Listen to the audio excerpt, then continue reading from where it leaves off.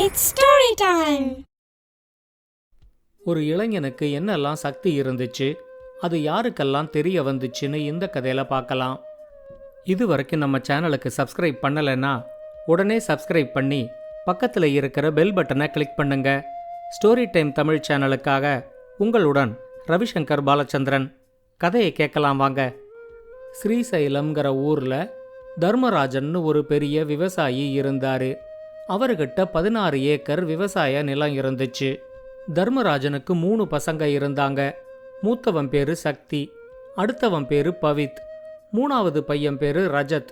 தர்மராஜன் தன்னோட 3 பசங்களுக்கும் விவசாய வேலைகள் எல்லாத்தையும் நல்லா கற்றுக் கொடுத்திருந்தாரு. பவித்தும் ரஜத்தும் விவசாய வேலைகள் எல்லாத்தையும் ரொம்ப ஆர்வமாக செஞ்சாலும் ஆரம்பத்திலேருந்தே சக்திக்கு அதில் ஆர்வம் இல்லாமல் இருந்துச்சு. சக்தி தர்மராஜன் கிட்ட, எனக்கு படிக்கிறதுல தான் ஆர்வம் இருக்கு, அதனால என்னை ஏதாவது குருகுலத்தில் சேர்த்து விடுங்க அப்படின்னு கேட்டான். இப்படி கேட்கும்போது சக்திக்கு 12 வயசு ஆயிருந்துச்சு. தர்மராஜன் சக்தி கிட்ட, நீ படிச்சு முடிச்சு யார்கிட்டையோ கை கட்டி வேலை செய்யறதுக்கு பதிலா இந்த விவசாயத்தை நம்பி இருந்தா இது உனக்கு வாழ்நாள் முழுக்க சோறு போடும். அதனால படிக்கிற எண்ணத்தை கைவிட்டு நான் கற்றுக் கொடுத்த விவசாயத்தை நல்லபடியா செய்யறதுக்கு முயற்சி செய் அப்படின்னு சொன்னாரு. ஆனா சக்திக்கு படிப்பு மேல இருந்த தீராத ஆர்வத்தினால ஒரு நாள் யார்கிட்டையும் சொல்லிக்காம வீட்டை விட்டு வெளியேறிட்டான். பல ஊர்கள்லையும் அலைஞ்சு திரிஞ்சு கிடைக்கிற வேலையை செஞ்சு கிடைக்கிற உணவை சாப்பிட்டு நர்மதா நதிக்கரை ஓரமாயிருந்த சர்வேஸ்வர ஐயாவோட ஆசிரமத்துக்கு வந்து சேர்ந்தான். சர்வேஸ்வர ஐயாவை பார்த்த உடனே இவரு தான் நமக்கு சரியான குரு அப்படின்னு சக்திக்கு தோணுச்சு. அவன் அந்த ஆசிரமத்திலேயே தங்கி இருந்து சர்வேஸ்வர ஐயா கிட்ட சீடனாகி அவரு கற்றுக் கொடுத்த எல்லாத்தையும் கவனமா கத்துக்கிட்டான். இப்படியே 12 வருஷம் முடிஞ்சிடுச்சு. இதுக்கு நடுவுல ஸ்ரீசைலத்துல வயல்ல வேலை செஞ்சுக்கிட்டு இருந்த தர்மராஜனுக்கு திடீர்னு ஒரு நாள் பக்கவாத நோய் வந்து அவரோட வாய் பேசுற திறமை போயிடுச்சு. அவரு பார்த்துக்கிட்டு இருந்த விவசாய வேலைகளை பவித்தும் ரஜத்தும் பார்க்க ஆரம்பிச்சாங்க. தர்மராஜனோட வைத்திய செலவுக்காகவும் ஏற்கனவே அவங்க குடும்பத்து மேல இருந்த கடனை அடைக்கிறதுக்காகவும் பெரும்பாலான நிலங்களை அவங்க விற்கிற மாதிரி ஆயிடுச்சு. இந்த செய்தியெல்லாம் சர்வேஸ்வர ஐயாவோட ஆசிரமத்தில் இருந்த சக்திக்கு தெரிய வந்துச்சு. அந்த நேரத்தில் குருகுலத்தில் அவனோட கல்வியும் முடியிற கட்டத்தில் இருந்துச்சு. தன்னோட குடும்ப நிலைமையை பற்றி சர்வேஸ்வர ஐயா கிட்ட அவன் எடுத்து சொன்னான். அவன் சொன்னதை எல்லாத்தையும் கவனமாக கேட்ட சர்வேஸ்வர ஐயா, இந்த 12 வருஷத்துல நீ எங்கிட்டேந்து கற்றுக்க வேண்டிய எல்லாத்தையுமே கற்றுக்கிட்டாச்சு. இப்போ உனக்கு சில அபூர்வ சக்திகளும் இருக்கு. உன்னோட குடும்பம் கஷ்டப்படுற இந்த சமயத்தில் நீ அவங்க கூட இருந்து அவங்களுக்கு உதவி செய்யணும். உனக்கு இருக்கிற அபூர்வ சக்தியில் ஏதாவது ஒன்றை உன்னோட 2 தம்பியில யாராவது ஒருத்தருக்கு கொடுத்து உன் குடும்பத்துக்கு ஒரு வாழ்வாதாரத்தை ஏற்படுத்தி கொடு. உனக்கு நான் கற்றுக் கொடுத்த கல்வி எல்லாம் உலக நன்மைக்காகத்தான். அதனால உன் குடும்பத்தை இந்த சிக்கல்லேருந்து விடுவிச்ச அப்புறம் நீ உன்னோட கல்வியை உலக மக்களோட நன்மைக்காக பயன்படுத்தணும். நீ உங்க அம்மாவோட அனுமதியை எடுத்துக்கிட்டு மறுபடியும் வீட்டை விட்டு வெளியேற மாதிரி இருக்கும். அப்படி ஒரு தடவை வீட்டை விட்டு வெளியேறிட்டா மறுபடியும் நீ அந்த வீட்டுக்குள்ள போகக்கூடாது. நீ இப்போ உன்னோட ஊருக்கு போய் உன் குடும்பத்துக்கு என்ன உதவி செய்ய முடியும்னு பாரு அப்படின்னு சொன்னாரு. 12 வருஷத்துக்கு அப்புறம் சக்தி மறுபடியும் ஸ்ரீசைலத்துக்கு திரும்ப வந்தான். குடும்ப நிர்வாகத்தோட முழு பொறுப்பையும் சக்தி எடுத்துக்கிட்டான். இப்ப மீதி இருந்த 5 ஏக்கர் நிலத்துல புதுமையான முறையில விவசாயம் செஞ்சு அந்த வருஷம் நிறைய விளைச்சலை எடுத்தான். இந்த விவசாய முறைகள் எல்லாத்தையும் அவன் தன்னோட தம்பி பவித்துக்கு கற்றுக் கொடுத்தான். வேளாண் பொருட்களை விற்பனை செய்யறதுக்கு ஒரு கடையை தொடங்கி அந்த கடையை எப்படி நடத்தணும்னு ரஜத்துக்கு கற்றுக் கொடுத்தான். அடுத்த 1 வருஷத்துக்குள்ளேயே தர்மராஜனோட குடும்பம் பழைய பெருமையை மீட்டு எடுத்துடுச்சு. அந்த ஊர்ல இருக்கிற மக்கள் எல்லாம் சக்தி கிட்ட ஏதோ ஒரு அபூர்வ சக்தி இருக்கு அப்படின்னு பேசிக்க ஆரம்பிச்சாங்க. ஒரு நாள் சக்தியோட அம்மா அவங்கிட்ட, உனக்கு நிறைய அபூர்வ சக்திகள் இருக்கிறதா ஊர் மக்கள் எல்லாரும் பேசிக்கிறாங்க. உன்னோட சக்தியை பயன்படுத்தி உங்க அப்பாவுக்கு மறுபடியும் பேசுற திறமை வர மாதிரி செய் அப்படின்னு சொன்னாங்க.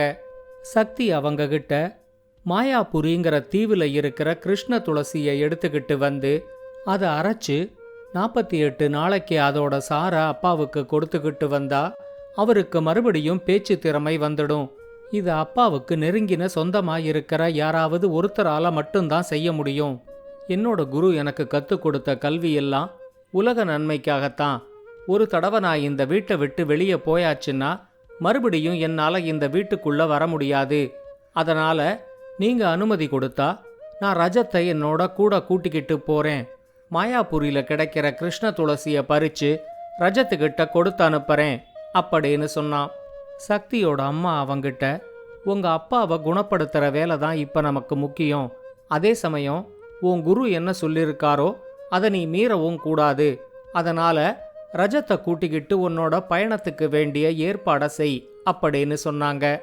இந்த புனித பயணத்துக்கு சக்தி பவித்தை விட தன்னை தேர்ந்தெடுத்தது ரஜத்துக்கு ரொம்பவே பிடிச்சிருந்துச்சு. ஒரு நல்ல நாளோட விடிகாலை பொழுதுல சக்தியும் ரஜத்தும் தங்களோட பயணத்தை தொடங்கினாங்க. மாயாபுரி தீவு இருந்த திசையை நோக்கி நடக்க ஆரம்பிச்சாங்க. சக்தி ரஜத்துக்கிட்ட, மாயாபுரி தீவுக்கு போனதும் எங்கிட்ட இருக்கிற விசேஷ சக்தியில ஒரு சக்திய நான் உனக்கு கொடுப்பேன் அப்படின்னு சொன்னான். சக்தி சொன்னதை கேட்டதும் ரஜத்து தனக்குள்ள, இவனுக்கு என்ன சக்தி இருக்குன்னே தெரிய மாட்டேங்குது. ஊர் மக்கள் எல்லாரும் இவனுக்கு ஏதோ ஒரு சக்தி இருக்கிறதா பேசிக்கிறாங்க. ஆனா அது என்ன சக்திங்கிறது யாருக்கும் தெரியல. அது என்னவா இருந்தாலும் பவித்துக்கு கொடுக்காம அதை தனக்கு கொடுக்கறதா இவன் முடிவு செஞ்சிருக்கிறது நல்லதுதான் அப்படின்னு நினைச்சுக்கிட்டான். ஸ்ரீசைலம் ஊரை தாண்டி கொஞ்ச தூரம் நடந்த உடனே இவங்க 2 பேரையும் தாண்டி பசவையா அப்படிங்கிறவரோட மாட்டு வண்டி முன்னாடி போச்சு. பசவையாவும் தர்மராஜனும் நெருங்கிய நண்பர்களா இருந்தாங்க. பசவையா மாட்டு வண்டியை நிறுத்தி சக்தியையும் ரஜத்தையும் வண்டியில ஏறிக்க சொன்னாரு. இங்கேருந்து 20 மைல் தொலைவு வரைக்கும் நீங்க போற அதே வழியில தான் என் வண்டியும் போக போகுது.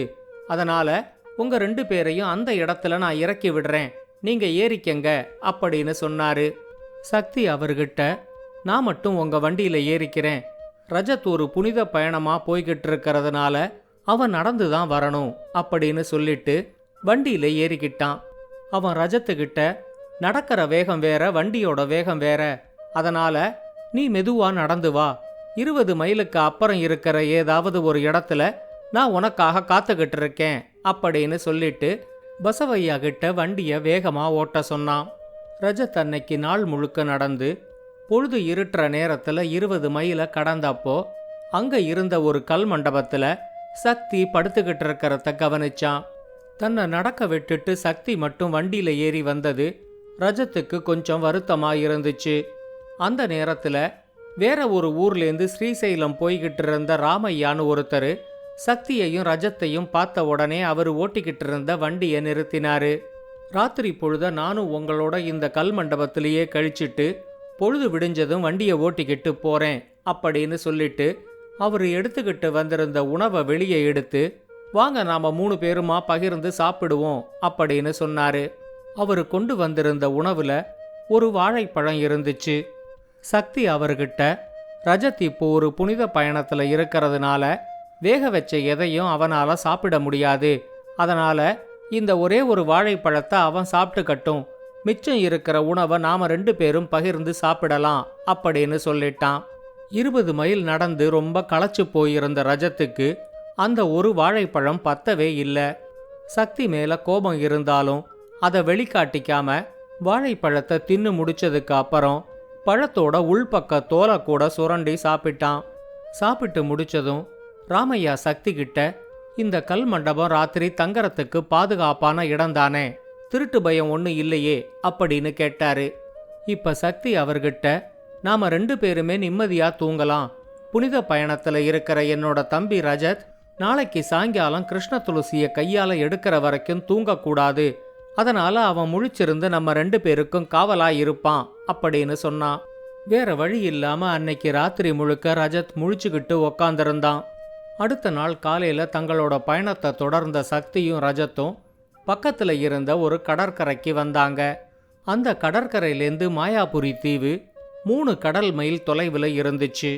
ஸ்ரீசைலத்தை சேர்ந்த மகேசன்னு ஒருத்தந்தான் அங்க படகோட்டியா இருந்தான். சக்தி அவங்கிட்ட, நாம 2 பேரும் படகுல தீவுக்கு போயிடலாம். புனித பயணத்துல இருக்கிற என் தம்பி ரஜத் நீந்தியே தீவுக்கு வந்துடுவான் அப்படின்னு சொல்லிட்டு படகுல ஏறி மாயாபுரி தீவுக்கு கிளம்பிட்டான்.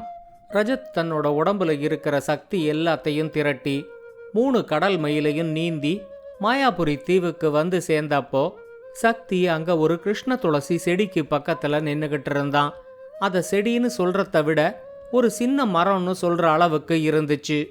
சக்தி ரஜத்துக்கிட்ட இந்த செடியை வேரோட பிடுங்கு அப்படின்னு சொன்னப்போ அவனுக்கு உதவி செய்யறதுக்காக தன்னோட படகுல இருந்த ஒரு மண்வெட்டிய மகேசன் கொடுத்தான்.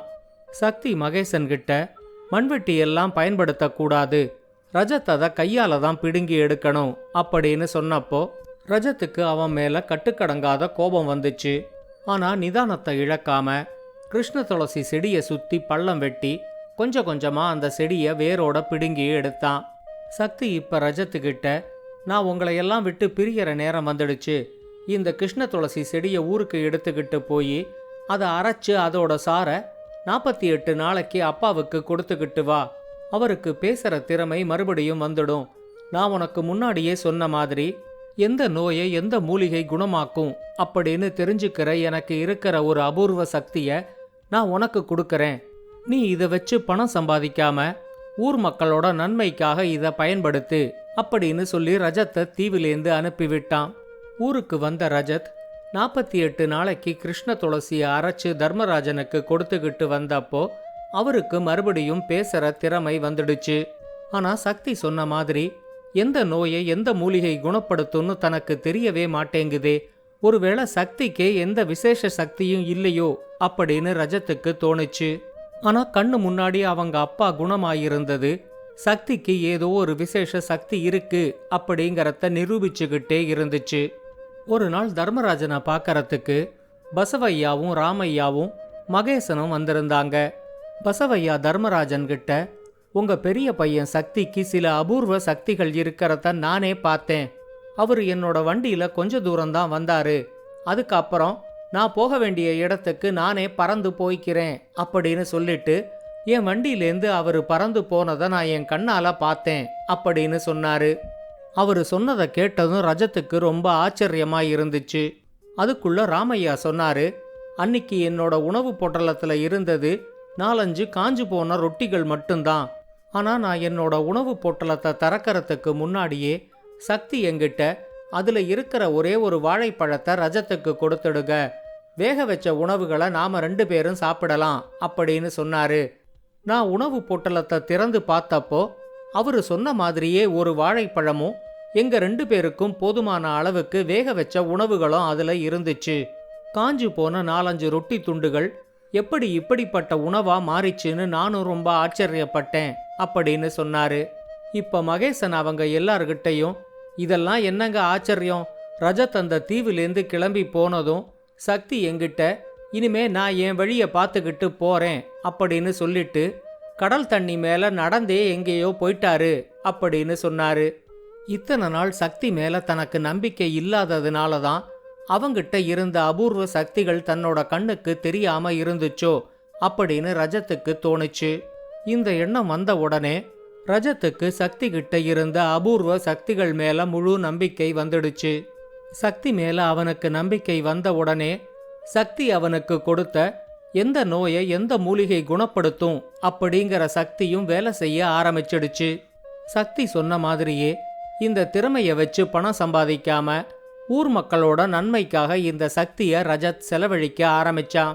இந்த கதையை பத்தின உங்களோட கருத்துக்களை ஸ்டோரி டைம் தமிழ் யூடியூப் சேனல்லையும் பாட்காஸ்ட்லையும் பின்னூட்டத்தில் கமெண்ட்ஸாக பதிவு பண்ணுங்க. இந்த கதை உங்களுக்கு பிடிச்சிருந்தா லைக் பண்ணுங்க, கமெண்ட் பண்ணுங்க, ஷேர் பண்ணுங்க. மறக்காம ஸ்டோரி டைம் தமிழ் சேனலை சப்ஸ்கிரைப் பண்ணுங்க. அப்படியே பக்கத்துல இருக்க அந்த பெல் ஐகானை கிளிக் பண்ணுங்க.